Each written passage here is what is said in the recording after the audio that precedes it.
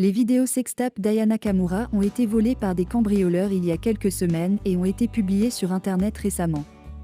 Les vidéos intimes de la chanteuse française ont provoqué une réaction de panique sur Twitter, où les utilisateurs se sont précipités pour réagir à la situation.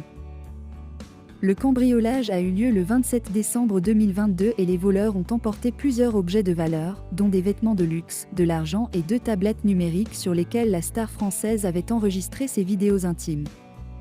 L'artiste n'aurait pas remarqué immédiatement la disparition de ses tablettes dans le chaos qui a suivi l'effraction.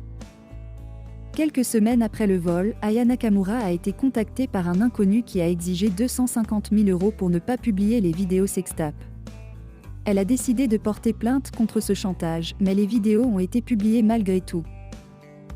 Les internautes ont rapidement signalé la diffusion des vidéos sextapes d'Aya Nakamura, qui étaient disponibles moyennant une somme d'argent.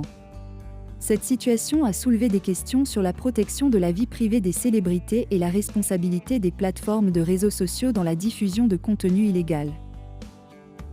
L'affaire rappelle également les dangers du revenge porn, qui consiste à publier des contenus intimes sans le consentement de la personne concernée.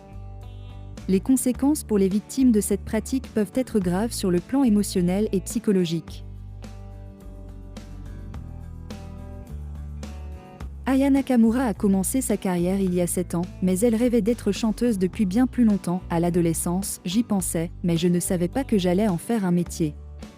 Ça a été une révélation la première fois que j'ai mis les pieds dans un studio.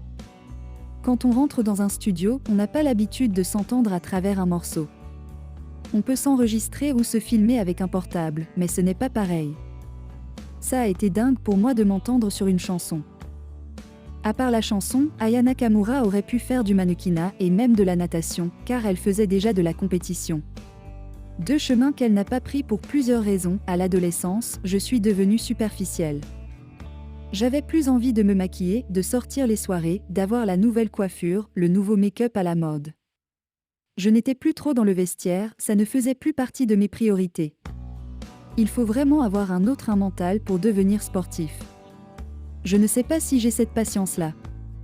J'ai arrêté le mannequinat, car à l'époque, j'étais très fine et on me demandait de maigrir encore plus, et c'était impossible. Ma morphologie est comme ça, et je ne voulais pas perdre plus.